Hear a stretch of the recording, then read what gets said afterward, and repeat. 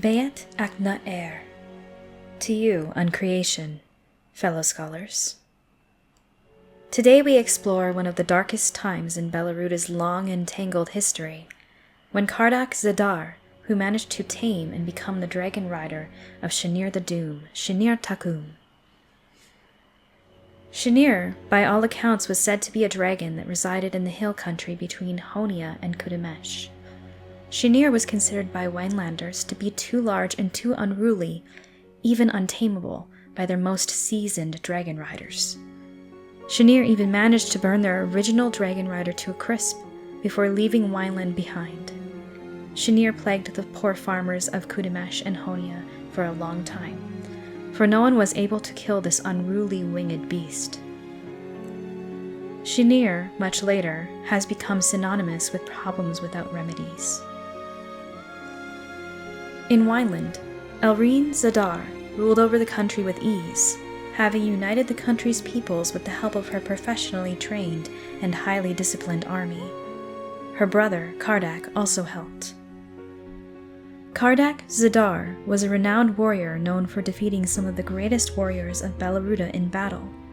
He competed in tournaments too, and he managed to bring his skill and cunning to bear against any opponent foolish enough to challenge him to direct combat. Kardac served as Elrine's marshal-at-arms, and he commanded Wineland's army to deadly effect. Kardac grew frustrated, living in the shadow of his sister Elrine. He disappeared one night from Wineland in 1163. 17 years passed before anyone heard from Kardac, who emerged again riding on the back of the great Shinir the Doom, Shinir Takum. He managed to do what others could not. He rode atop the unruly dragon, commanding it with skill and cunning.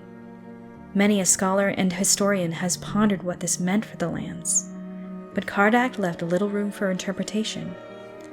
If we are to take the historical record at face value, Kardac declared himself the Dragon God Emperor of Belaruda, known in some chronicles as the Yoan Tenrakna. Whispers of dissent began among the royalty, lords, and common folk, quiet at first and then turning into a common cause to overthrow the tyrant of dragons. Several powerful houses and entities swore allegiance to Kardac, including Gladtadia's ruling elite, the northern lords of Daimarel, much to the opposition of their king and Peregia. Those who sided with Kardac would be mostly spared from his wrath. The rest of the world, it seemed, united against the tyrant of dragons, including his estranged sister Elrine. Over the next 25 years, Belaruda was engulfed in war, and everywhere Kardac and Shinir went, the dragon flames and slaughter followed.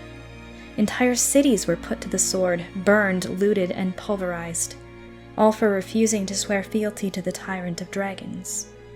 Men, women, newts, and children died by the untold millions during Kardac and Shinir's reign of terror.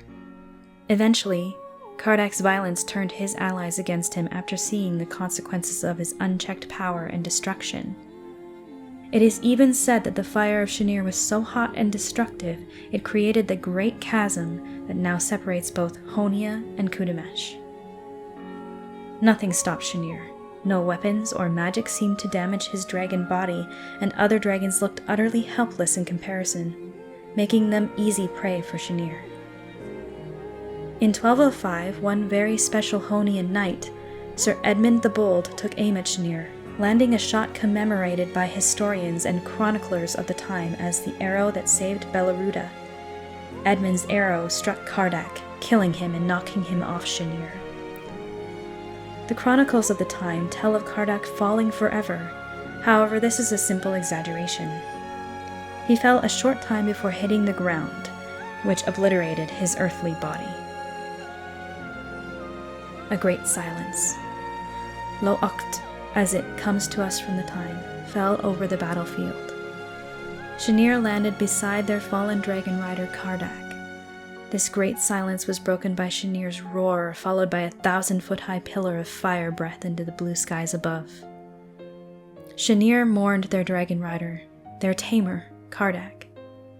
Shinir grabbed the broken corpse of Kardac and placed him on their back before flying northward to the world's edge, where both disappeared, never to be seen again by mortal eyes. The years following the defeat of Kardac and the disappearance of Shinir saw the rebuilding of Belleruda. The dead were buried and mourned. Cities were reclaimed and rebuilt. The road to some sense of normalcy was returned to. Elrine's first decree in Wineland was to have her brother's name stricken from memory.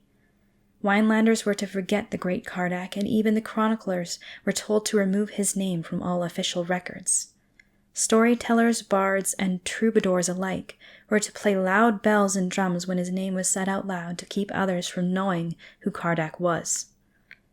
To Winelanders, Kardac became the Doombringer, and nothing more than a tale told by old men, women, and newts to younger ears, wishing to hear something grander than an old person's usual stories.